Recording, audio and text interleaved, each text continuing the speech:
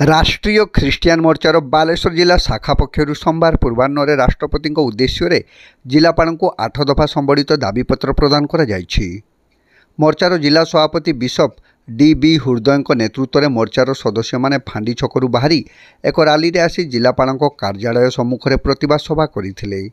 सभापति कहवा मुताबक भारत वर्ष एक गणतांत्रिक राष्ट्र होइथिबा बेले देशर अनेक स्थान में तथाकथित मनुवादी माने भारतर ख्रिस्टियान मुसलमान आदिवासी और तफसिलभुक्त जातिर लोकों धार्मिक आस्था विश्वास को नष्ट करने लगी विभिन्न कार्य करने सह मृत लोकंकर कबर नष्ट करने धर्म परिवर्तन करथिबा आदिवासी मृतदेह को सार्वजनिक श्मशान में पड़ा को नदेवा से जाति भित्ति संरक्षण सुविधार वंचित करने भली काम करुछंती।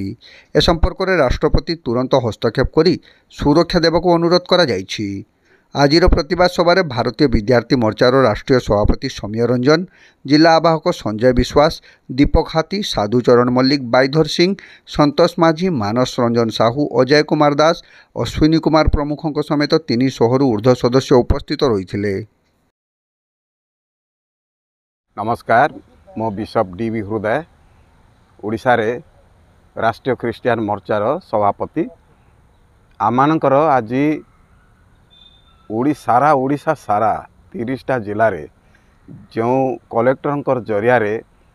महामहिम राष्ट्रपति द्रौपदी मुर्मू को जो दाबीपत्र उपस्थापना कराई तार उद्देश्य है जे राज्य रे यही साधारणतंत्र राष्ट्र रे विभिन्न ख्रिस्टियान कम्युनिटी लोक मानू जो प्रकार ताड़ना अत्याचार करा जाउची तार प्रतिवाद रे आमाने आज दाबीपत्र स्थापन करिछु। आमानकर दाबी रे एई निवेदन की जे सारा उड़ीसा रे पूरा सारा भारत रे एसटी एससी ओबीसी एवं मुसलमान बंधु मान निमंते जो सब अत्याचार करा जाउची जो ताड़ना करा जाउची यही सब प्रतिवाद आमानकर उद्देश्य एवं यह तुरंत बंद करा जाओ। कारण अन्याय रे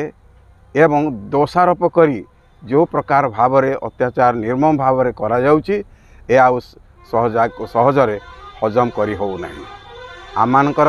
नागरिकत्व जो अधिकार अच्छी संविधान रे जो अधिकार अच्छी से अधिकार को साब्यस्त करिया पई आमान को मध्य से स्वतंत्र जिनिस न देले मध्य साधारण नागरिक भाव रे समस्तक सहित समान भाव रे आमानकर विकास निमंते एवं आमानकर समस्तकर सुविधा निमंते सुरक्षा निमंते स्वतंत्र नुहे किंतु साधारण भाव रे सांविधानिक सुरक्षा आमान को प्रदान करा जाओ यह आमाने दाबी करूछु। काहाको दाबीपत्र दौचंती? आमानकर दाबीपत्र जिलापालंकर माध्यम रे महामहिम राष्ट्रपति द्रौपदी मुर्मू को उद्देश्य रे आमाने यही दाबीपत्र उपस्थापन करिछु एवं तांकर दृष्टि आकर्षण करूछु जो द्वारा कि से तांकर दयारे नुहे कि सांविधानिक सुविधा अनुसार समस्तक पई सुरक्षा देवार जो प्रतिश्रुति देइचंती ता से सुरक्षा करिवे एवं रक्षा करिवे बोली आमानकर आशा।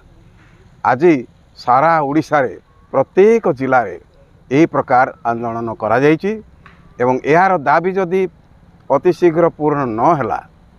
ताहले राष्ट्रीय ख्रिस्टियान मोर्चा पुणी राजरास्ता को आवरी प्रबल भाव में गड़ी आसब बा छिड़ा हब बोली आम माने आशा करूछु।